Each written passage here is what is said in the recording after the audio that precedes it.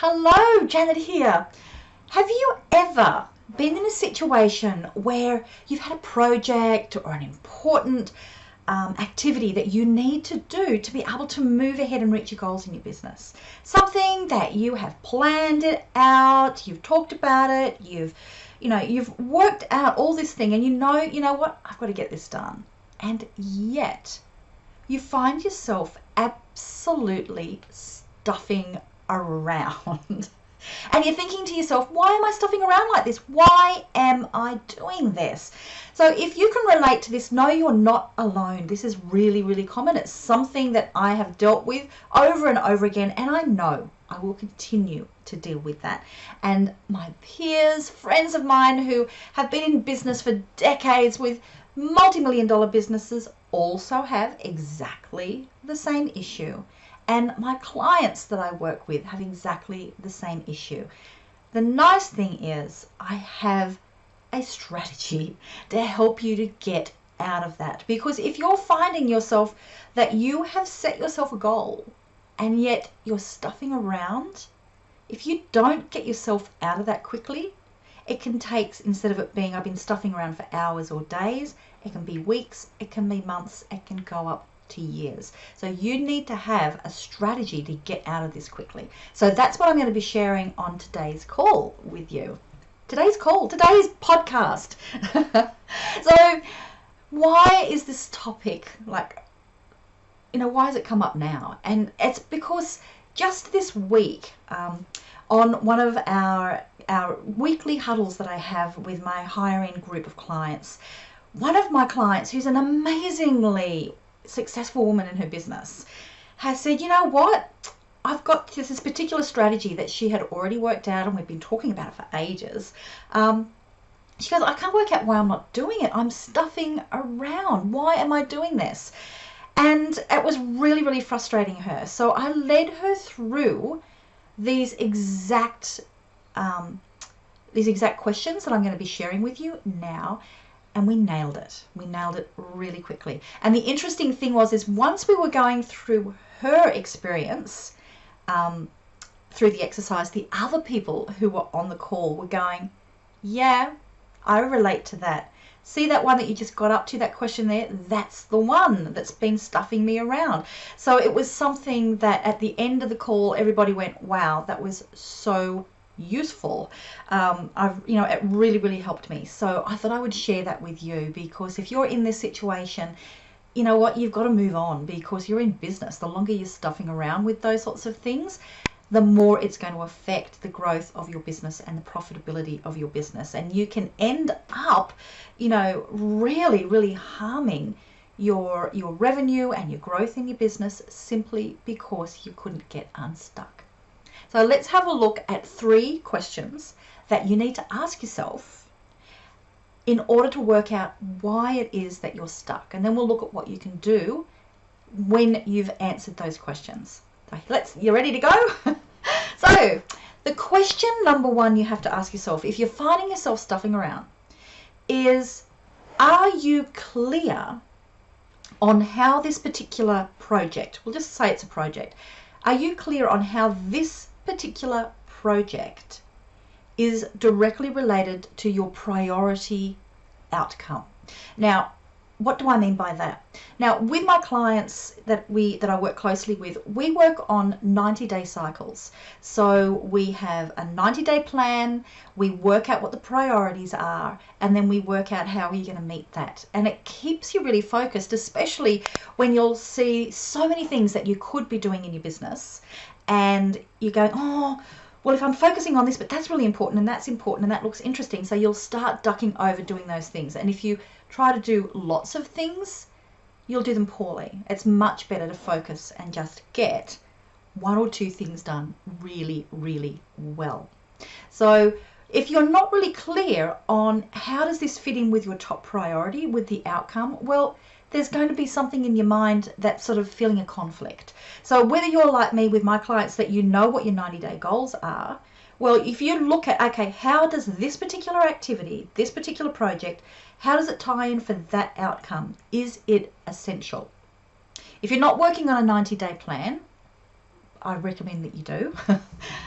contact me and I can let you know how I can, fix you up with the resources on how to be able to do that. But the thing here is work out what are your number one priorities that you're aiming for.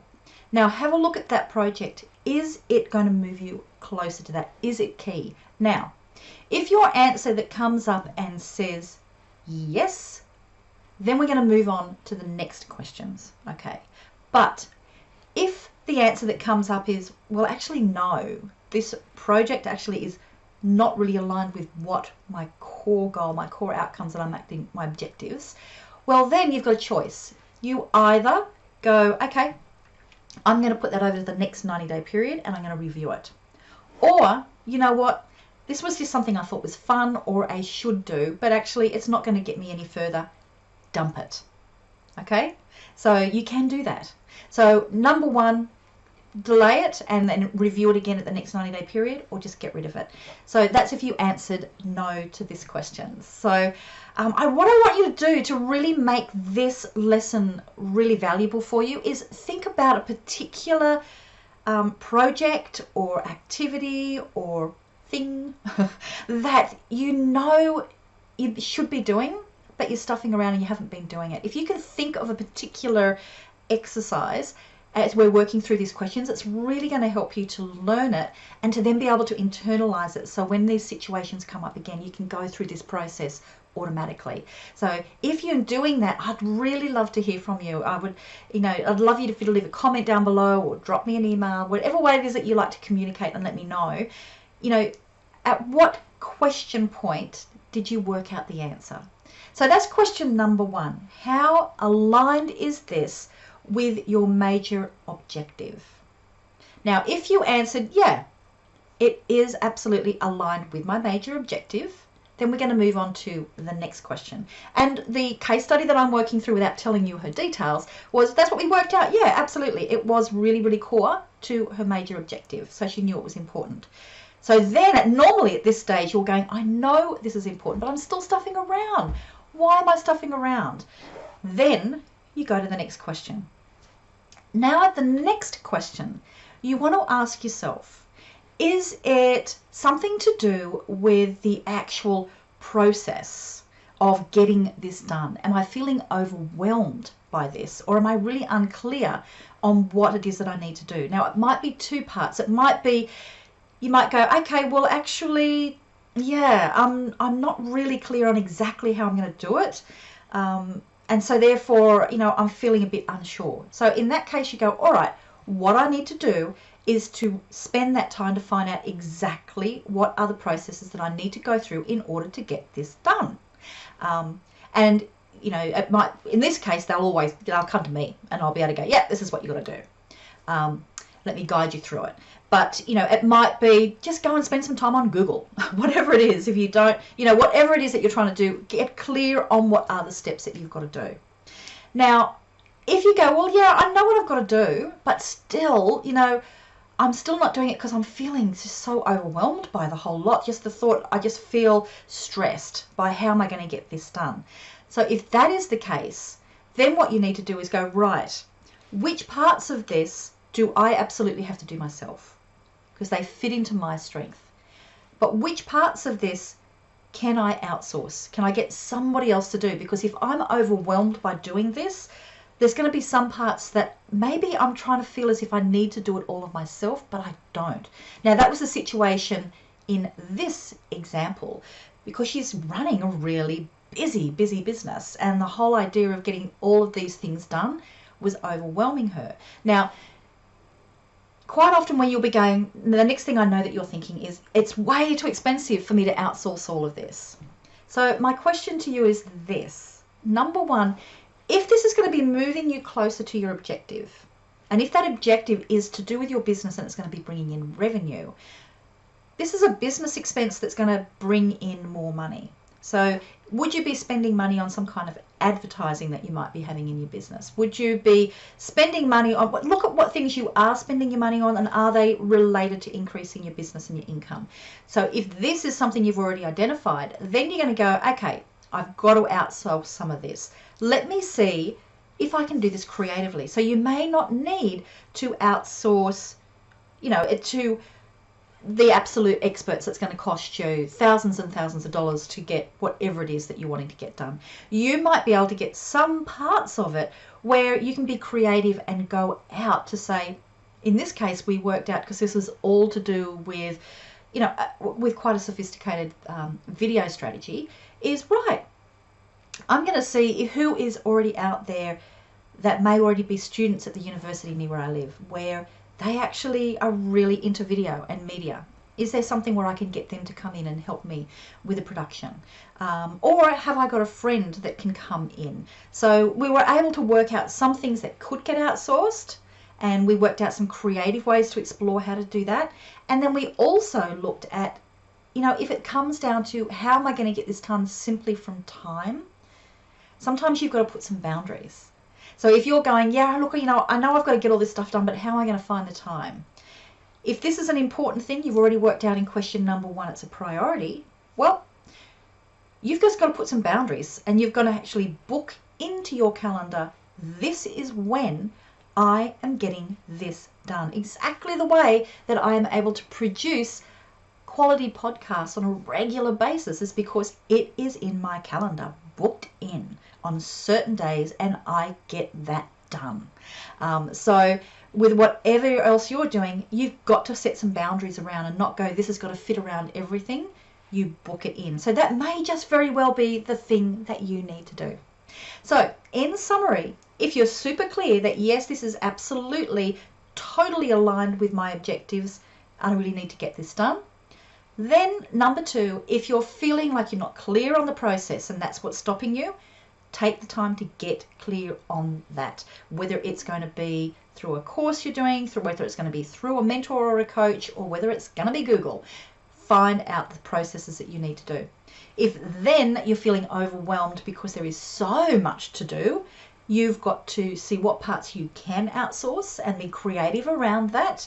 And then you've also got to put some boundaries and actually give this as a priority in your calendar and get it done.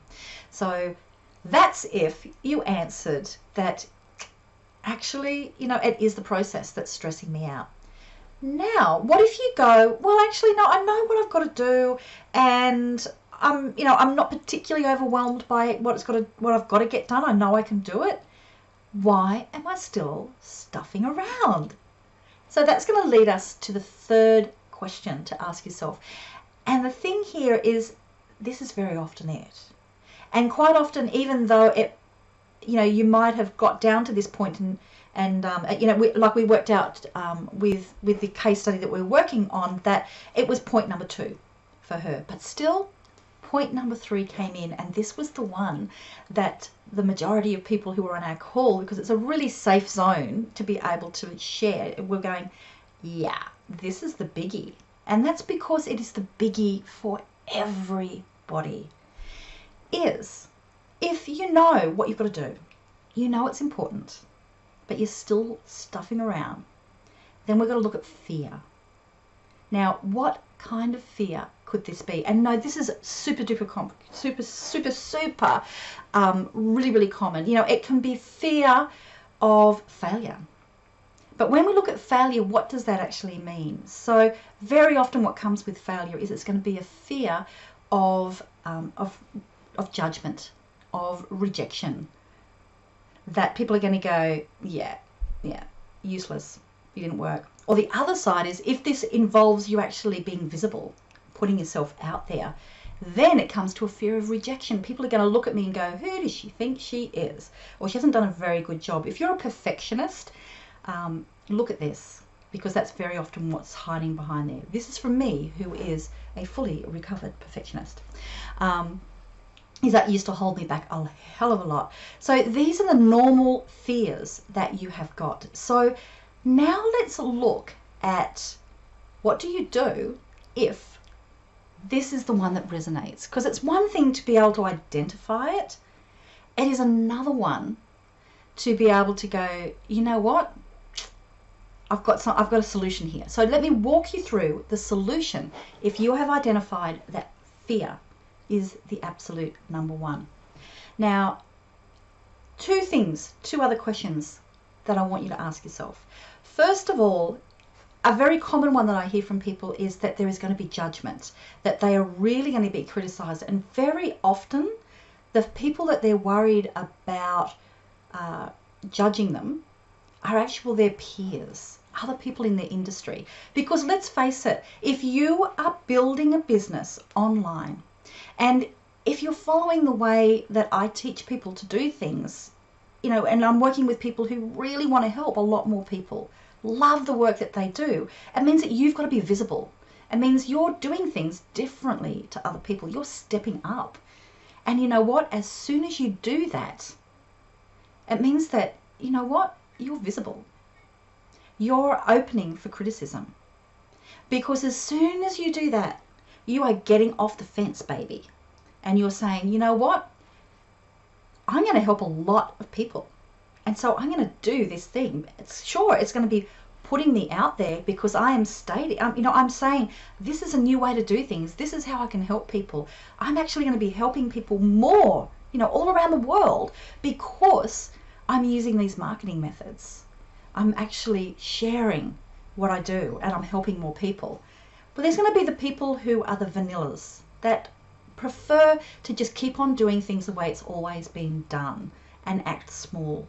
And as soon as you decide that, you know what, this scares the pants out of me, scares the pants off me, but I'm going to do this anyway because I'm so passionate about what I do, it's going to threaten the vanillas. Okay, so you've got to decide, am I going to be vanilla or am I going to lead? Am I actually going to make a difference to people? Because as soon as you do that, you're jumping off the fence. And think about it this way. If you're sitting on the fence and going, look, we're just going to keep with the status quo. A beautiful friend of mine has a quote that she uses all the time, which is, you know what? People who sit on the fence, they get splinters in their bum. It's not comfortable being up there, even though you might think it is. So as soon as you get off that fence, you're going to threaten the other people and just accept that some of those are going to be really threatened by what you do because you are doing great stuff. So question number one is, instead of thinking about, fear of being criticized, fear of disapproval, judgment, I want you to get very specific and ask yourself exactly who. Not just my profession. I want you to think about the names of people, about the particular organization that you might feel that you might be criticized by. I want you to get it super clear on that. And then I want you to really think to yourself this next question. Number one is, and if you're working in a health field especially, this is a common thing, I work with a lot of people who are in some kind of health fields. Just check with what you're doing is not going against what their guidelines are, and if you're with me, it's not. Just check that so you know with all confidence, well, no, I'm not doing anything wrong, I'm just doing it differently, I'm being out there. So know that. Then just think about those specific people and then ask yourself this question. Their disapproval, or if I get rejected by them, which you're probably not, by the way, if I'm going to get rejected by them and criticized, is that going to affect my clients? Is it going to stop me from helping more people? Now, if for some reason that is going to impact on you helping people, well, then absolutely look at it. But I can bet you now that it's absolutely not going to be impacting your clients, because I always ask the question, what is best for my client? Because if you're like the people who I work with, you love the work that you do. And you're doing it not just to build your business for freedom. You're doing it because you want to make a difference. So if you always think about the people who you're helping, that if you ask yourself, if I do this, is this going to be better for the client? Is this going to help more people? If the answer is yes, then keep that in your mind all the time when you have your self-doubt and you're worried and you've got any kind of fear. Always come back to what is best for the client. So if you know that you're going to help more people get more results, have a bigger impact by actually doing the project that you've set yourself, then think about the opposite. What's going to happen if I allow the fear to win? What is going to happen if I don't do this project? if I continue to stuff around the way that I have, are there going to be people who I now don't get to help? Are there going to be people who don't have the change, that aren't going to get some step towards the transformation that they are looking for? If so, you're letting them down. You're letting your fear affect the people that you are there to help. So that is the thing that really works best for me, and it works really well for my clients, is always keep in mind what is best for the client. If I do this, is it going to help more people? If I don't, if I allow fear to win, then who loses? Who loses in that? So so in the summary, the third one is a fear. And I've addressed the most common fear, which is a fear of making a fool of yourself, of being judged, of being rejected. And so, because that without fail is the most common one that I come across. And then the response, 2 questions to ask yourself: exactly who will be judging me? Get it down to the people's names so you've got it in your mind. And then see, does it matter? And then number 2, what is going to be best for the client? If I allow fear to win, or if I allow fear to for me to reject the fear instead and me move on and get stuff done? What is going to make a bigger impact? So that's your question. Do you want to be vanilla, or do you want to step up and actually make a change? If you want to be vanilla, stick with the status quo. And if your project is going to change the status quo, well, let fear win. That's okay if that is your choice. But if that's not what you're wanting to do, then this is the opportunity for you to step into scarce-sighted. So scarce-sighted is that beautiful combo of when you are scared, but you're excited. So what you'll do here is don't focus as much on the scared. Don't let the fear win. Focus on the excited part of it and allow that to build up, and focus on the people's lives that you're going to change.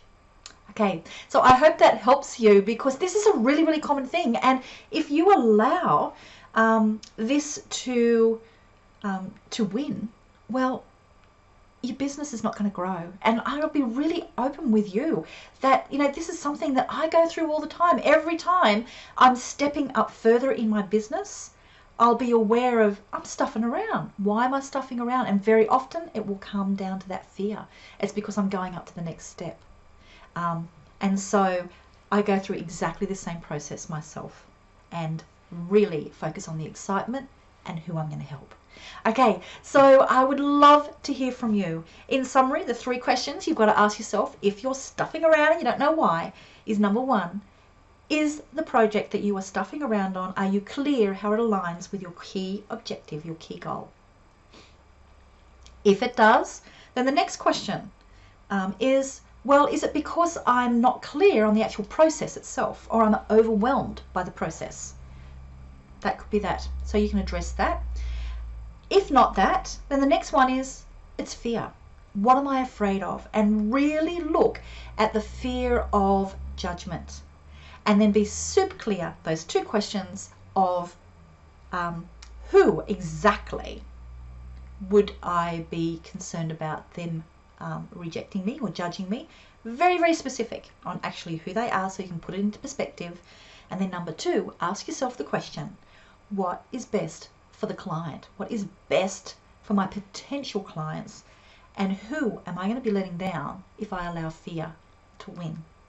Okay, I'd really love to hear from you. If you've worked through this mental exercise, keeping in mind maybe a project that you have been stuffing around on, or one that you stuffed around on so much that you kind of put it aside, I'd love to hear from you. Which of those 3 things was the one that you identified as the main reason?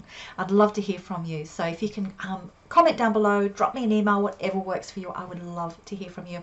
And if you have a friend or a colleague that you know is stuffing around, and you would really, really like some help, you want them to, to be able to break out and, do these wonderful things they're capable of, please pass that along. Pass it along to them.